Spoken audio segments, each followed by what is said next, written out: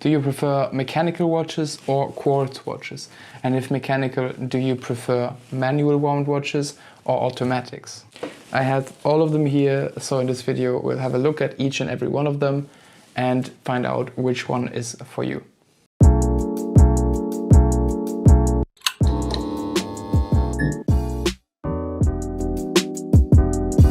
Welcome back to the Watch Scientist channel. It's Chris, and this is the second episode of our series of watches for beginners.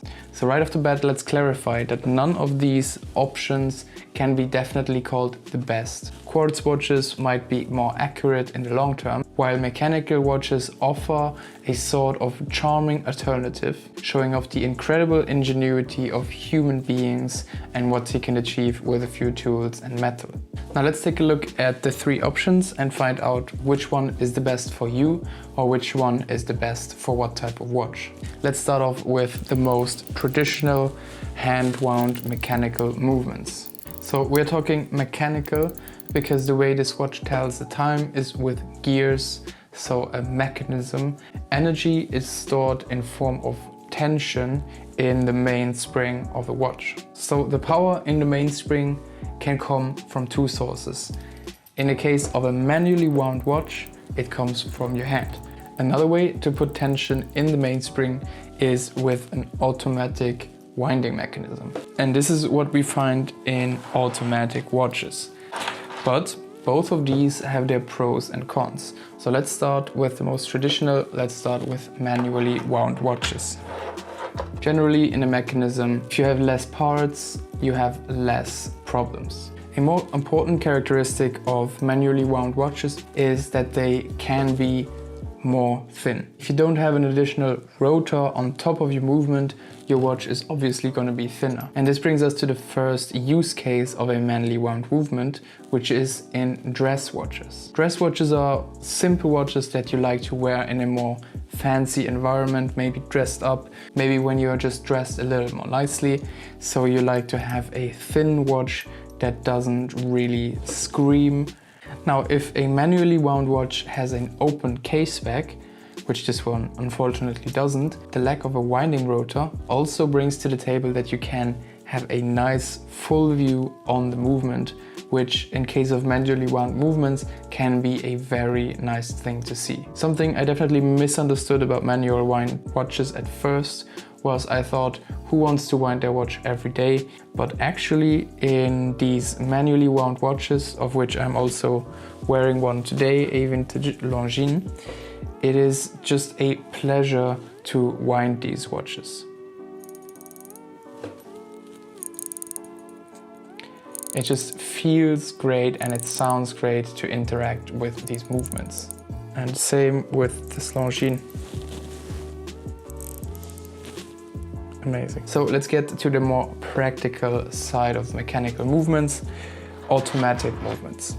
So here we have my Steinhardt Ocean GMT, and this one actually has an open case back, and you can see the rotor in there, and you can also see how it slightly obstructs the movement. And this definitely makes automatic watches much more practical because you don't really have to think about winding up your watch as long as you wear it every other day at least. And this makes automatic movements ideal for watches that you wear every day. And also, as the crown doesn't need to be manipulated to wind up the watch, which literally opens a hole from the outside to your movement, automatic watches can be more water resistant and in general more usable in wet conditions. Now, there's always exceptions to the rules. There's also automatic watches for you if you don't want to sacrifice a beautiful view onto the movement. So these so-called micro rotors or circumferential rotors allow you to have both the practicality of an automatic movement while also being able to see the entire glory of the movement. And finally, let's get to quartz watches. Quartz watches are very practical.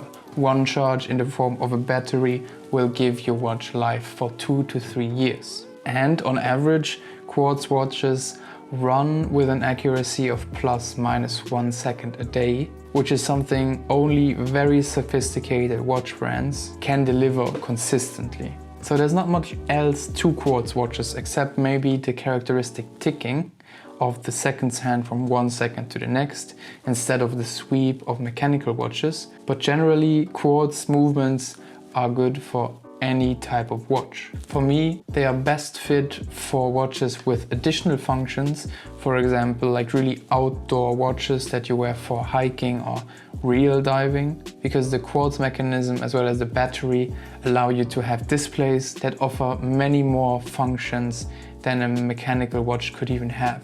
But even though quartz movements allow watches to be very thin, I would not recommend them as dress watches because I feel like mechanical watches are just a little more traditional and formal compared to quartz watches. But yeah, let's finish off this video. So I have, as you can see, all of these different types of mechanisms in my collection. So I use my manual watches for dressy vintage watches because they are thin and I love the interaction of occasionally wearing them and winding them up.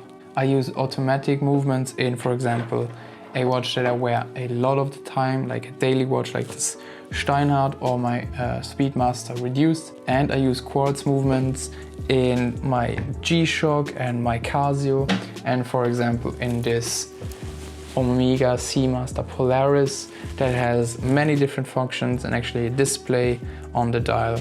And I also love wearing this Omega because I can just always pick it up and it's always on the right time, no need to set it, and it's very comfortable and light due to the thinness of it. But yes guys, that's it, and thank you guys so much for watching. I hope you watched until this point, and if you did, leave a like, leave a comment down below if you have thoughts, and I'll see you in the next one.